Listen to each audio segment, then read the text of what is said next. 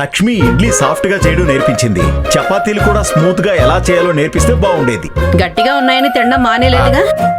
ఏమైనా తగ్గించారా? లేదు కదా. ఇంకెందుకు మాట్లాడుతున్నారు? తినండి. ఏం చేస్తాం, కర్మ అనుకుని తినాలి కదా మరి. రండి కూర్చోండి.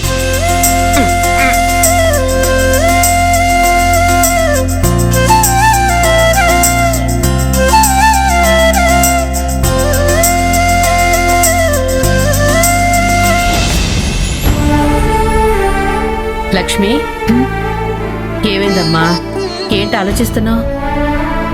అదేం లేదత్తయ్య, అఖిలకి ఆరోగ్యం బాలేదు, తన గురించి ఆలోచిస్తున్నాను. అయ్యయ్యో, ఏమైందమ్మా? ఏం లేదత్తయ్య, జ్వరం వచ్చిందని చెప్పింది. అదేమైనా పెద్ద రోగమా? వెదర్ చేంజ్ అయింది, అందరికీ అలాగే అవుతుంది. త్రిపుర, ఏంటి ఆ మాటలు? ఎప్పుడు ఏం మాట్లాడాలో తెలీదా నీకు?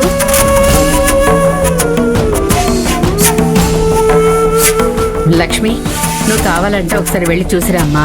థ్యాంక్స్ అత్తయ్య, రేపు ఎలాగూ శాలరీ లక్ష్మి, రేపు నేను ఎలాగో వెళ్దాం అనుకున్నాను. ఇప్పుడు అమ్మ కూడా చెప్పింది కాబట్టి ఇద్దరం కలిసి హ్యాపీగా వెళ్ళొద్దాం. అలాగేనండి.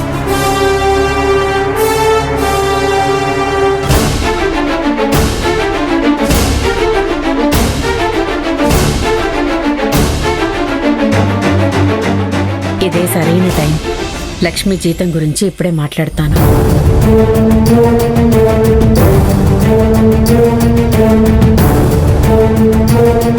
హరి, కిరణ్ ఫీజుని లక్ష్మి ఇస్తుంది కదా.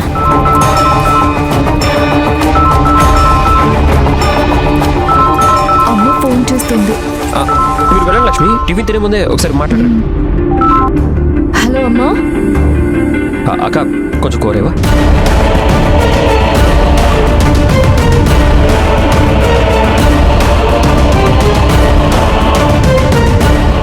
హరి,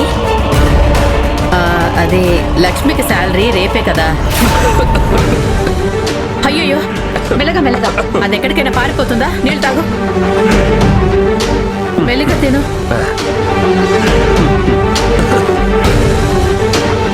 హరి, నేను చెప్పింది నీకు అర్థమైందా? అవునమ్మా, రేపు సాయంత్రం కల్లా జీతం వచ్చేస్తుంది.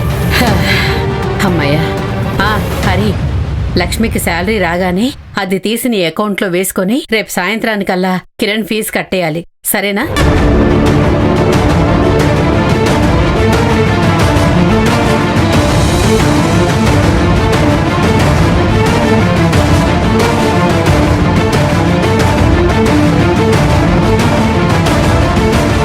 దేవుడా, నువ్వే కాపాడాలయ్యా. లక్ష్మి ఫోన్లో బిజీగా ఉండడం వల్ల నేను మాట్లాడింది లక్ష్మి వినలేదు. ఇప్పుడు మళ్ళీ అమ్మ మాట్లాడితే ఏం చేయాలి?